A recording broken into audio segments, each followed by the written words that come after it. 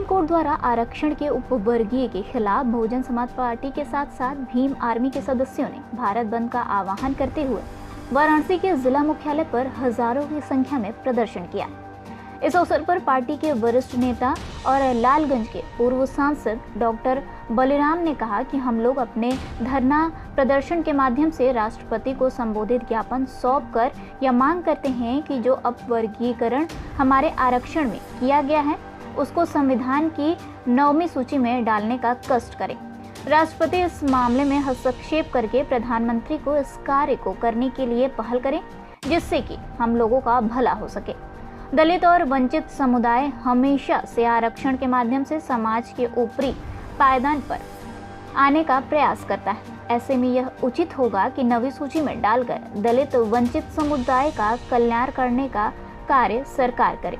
धरना प्रदर्शन में हजारों की संख्या में दोनों पार्टियों के नेताओं के साथ साथ काफी संख्या में महिलाओं और पुरुष भी शामिल रहे और हाथों में संविधान बचाओ आरक्षण बचाओ की तख्तियां लिए चल रहे थे। इस अवसर पर काफी संख्या में पुलिस का बंदोबस्त भी किया गया था। 1 अगस्त 2024 को जो माननीय सुप्रीम कोर्ट ने अनुसूचित जात जनजात के जो आरक्षण है उसमें जो उपवर्गीकरण किया है उसी के विरुद्ध पूरे देश में SC ST OBC के तमाम लोग ऐसे इस तरह के कार्यक्रम कर रहे हैं और आज हम लोग ये मांग कर रहे हैं महामहिम राष्ट्रपति जी से कि महामहिम राष्ट्रपति जी प्रधानमंत्री को ये निर्देश दें कि वो विशेष सत्र बुला करके और जो हमारा आरक्षण है उस आरक्षण को 9वीं अनुसूची में डाला जाए, क्योंकि 1999 में जब अटल बिहारी वाजपेयी जी की सरकार थी उस समय भी मैं MP था, तो उस समय GMC बाल योगी स्पीकर बनाए गए थे। वो दलित समाज के थे। माननीय बहन जी हम लोगों की उस समय सदन में नेता थी। उन्होंने स्पीकर महोदय से कहा कि मुझे ये गर्व है कि आज एक अनुसूचित जात का व्यक्ति पार्लियामेंट की सर्वोच्च कुर्सी पर बैठा है। तो मैं इनसे चाहूँगा कि प्रधानमंत्री के ऊपर दबाव दे करके हमारा जो आरक्षण कोटा है उसको 9वीं अनुसूची में डालने का काम करें।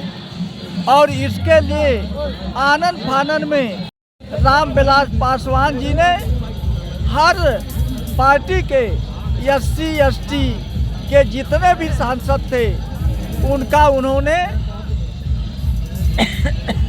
एक कमेटी गठित किया और ये 3 दिन तक अधिवेशन चला और 3 दिन के अधिवेशन के बाद ये सर्वसम्मत से ये पारित हुआ कि जो आरक्षण है इसको 9वीं अनुसूची में डाला जाए। और 1999 के बाद अटल बिहारी वाजपेयी जी की सरकार रही, उन्होंने भी उस रिपोर्ट को लागू नहीं किया। इसके बाद UPA 2 आई और उसने भी उसको लागू नहीं किया। इसलिए आज सुप्रीम कोर्ट को ये मौका मिला है कि उन्होंने जो SC ST का आरक्षण कोटा है उसमें जो उपवर्गीकरण किया है ये संविधान के ये विरुद्ध है, क्योंकि संविधान की धारा 341 और 342 में कहीं भी इस तरह का प्राविधान नहीं किया गया है कि ये आरक्षण कोटे को ये ख़त्म किया जाए या उसका वर्गीकरण किया जाए। यहाँ SC ST में आरक्षण के बंटवारे को लेकर इसके विरोध में जो सुप्रीम कोर्ट का फैसला आया है और इसी बात को लेकर के यहाँ पर प्रोटेस्ट कर रहे हैं। कब से आप लोग प्रोटेस्ट कर रहे हैं, उनके आह्वान पे कर रहे हैं आप लोग?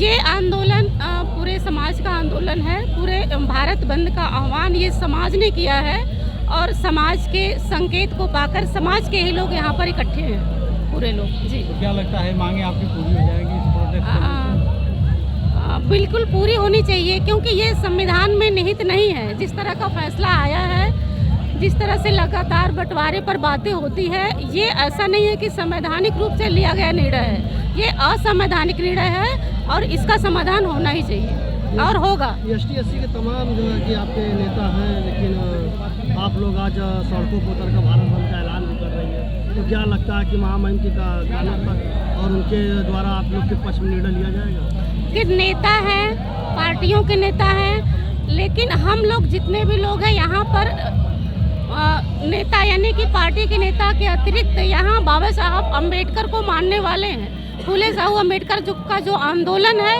उसको चलाने वाले, सामाजिक आंदोलन को जीवित रखने वाले और अपनी बात को कहने वाले, उनके मार्गदर्शन पर चलने वाले लोग हैं।